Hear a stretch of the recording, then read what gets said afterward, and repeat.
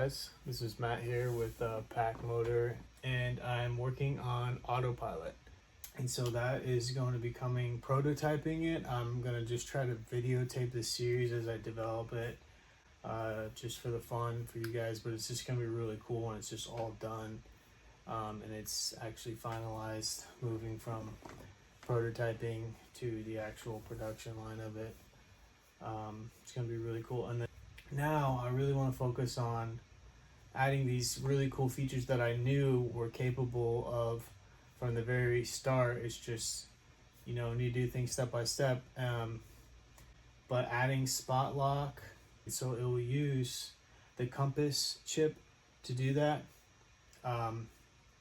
It probably doesn't even need to use the GPS for spot lock. It can probably just literally rely on just the compass, because the compass also does acceleration, and pitch and yaw. It can do all those things just in this one chip that I'm going to be using on the new new circuit board. So that would be really cool, because you can just enable those kind of things straight from that chip. But the GPS is going to be crucial for doing waypoints. And then also, what I just ran through was just testing the onboard memory, which is going to be the SD chip, the micro SD chip that will be on there, so you can store routines. You can be able to pull old routines and rerun those routines. A lot of cool features to come. Those things are going to be super cool. Like, I could just imagine being on the water, having your joystick available to use anytime, but then just being able to pull out your phone, bring up the PacMotor app, or even easier, I think we're just going to make it PacMotor.com, where you can just go straight to there and it'll pop up that there's a PacMotor nearby. Would you like to connect? And then you'll know that that's your PacMotor. So yeah, you still hit connect, and then it'll bring up the maps and allow you to just add waypoints. I'm going to try to do that one on the phone first, but also just on the remote itself, so that you don't have to bring up, extra waypoints. If you just want to engage spot lock right away, you can just put that in and it'll keep it in its orientation.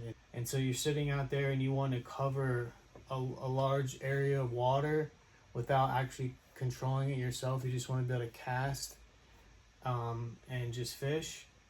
You can easily do that. Just pull up the app on your phone, and then it will switch over from manual control on the joystick to then control on the app. Oh, and I wanted to show you guys the prototype I'm building for the waypoints. Here's the code.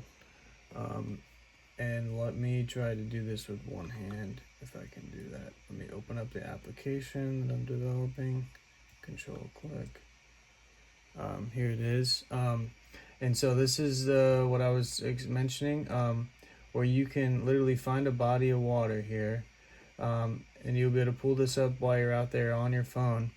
And then say you wanted to go around this bridge and fish this bank line here. So you could start first waypoint here, go to here. So you want to come over to here, come down to here, come down to here, and then come across and then back to where you started.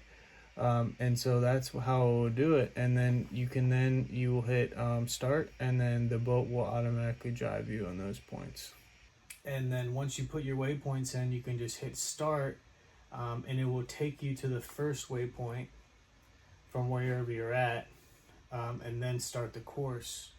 And then you can also adjust your speed if you want to try to go from first point to second point at full speed, or if you want to just troll, you can say I want to just use a 50% speed from the first two waypoints, and all the following waypoints after that as you do the complete course.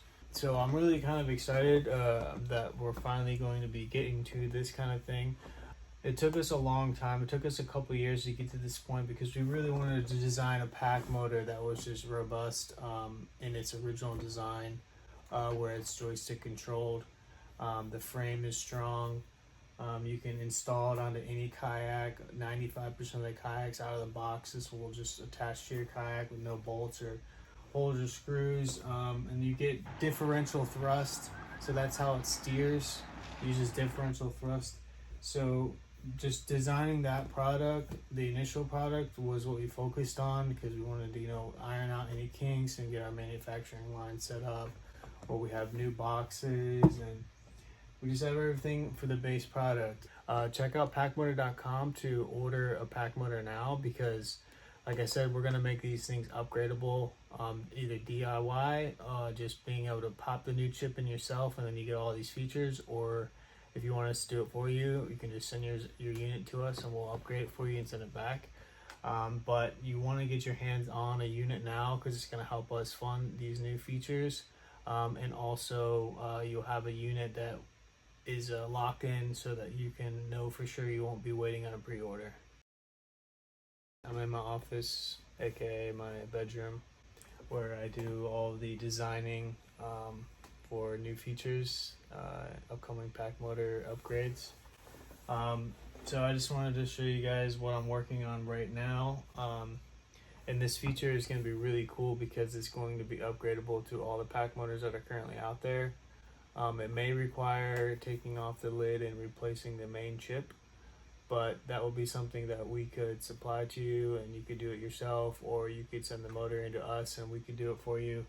But I want to make sure that upgrades are going to be backwards compatible.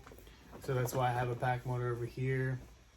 It's all hooked to my computer system through different Arduino chips, where I just do my prototyping, but then once I get it finalized, it will be sent to our manufacturer.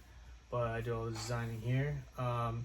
So I just want to show you right here, like if I command the motor, I'm going to run the command now to just do a simulation of a speed change, where it will read from a internal memory, an SD chip that will be on the new upgraded head unit, and power the motors. So let me run it now.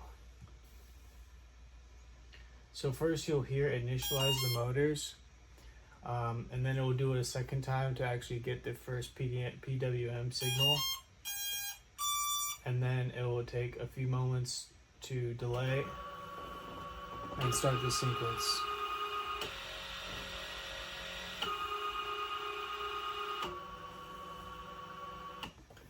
And so you might not have been able to see anything, but you could hear the motors are spinning. Let me try to see if this is enough. Let me reset it. Let me run it through again. This is just me trying to temporarily program the motors to do such a thing, as I prototype this.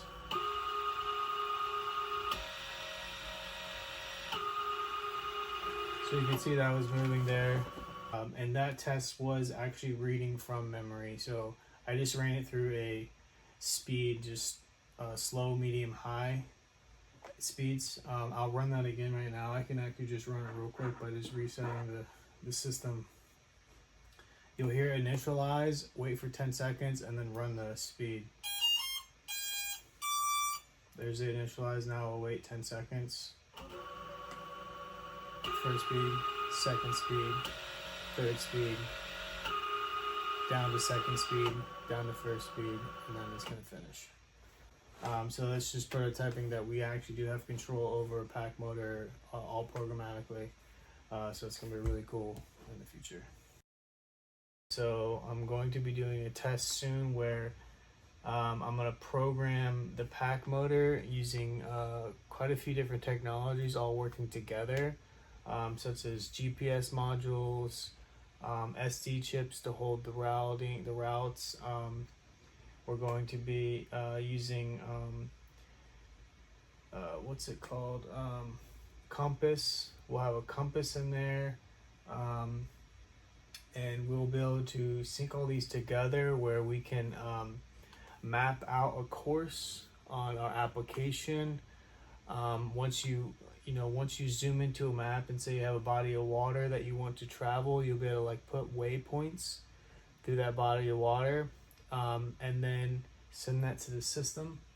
It will hold that on internal storage in the chips, and then it will use GPS and compass to figure out where you're at and where you need to go, and drive you to those spots. Hey, what's up guys? This is Matt with PacMotor, and as a celebration to finally receiving stock of PacMotors, I wanted to give one away, and so just follow the link below and you can enter into the giveaway. Thanks.